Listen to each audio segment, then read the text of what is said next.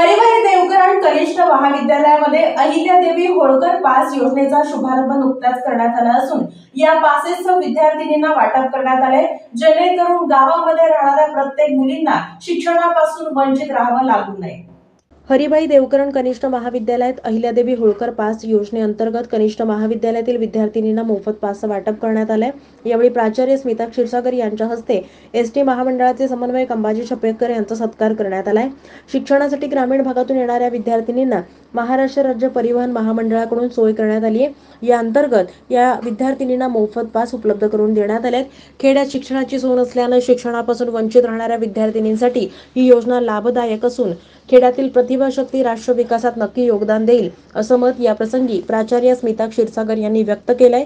यावेळी कनिष्ठ महाविद्यालयाचे ज्येष्ठ पर्यवेक्षक कुंभार, पर्यवेक्षक राऊत, विभाग प्रमुख नडखंबे आणि कापसे याचबरोबर इतर शिक्षक वृंद उपस्थित होता।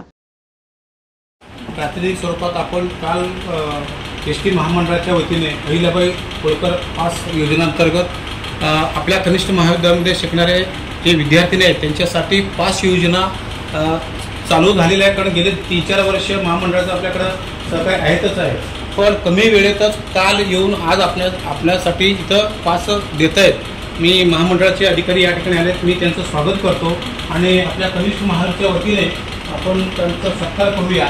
आणि आपल्या म्हणजे या वर्षाचे कार्याध्यक्ष फुटाणे सर आणि आपले माजी सहकारी प्राध्यापक धनीकुमार बेळा सर आणि हे काम ज्यांच्याकडे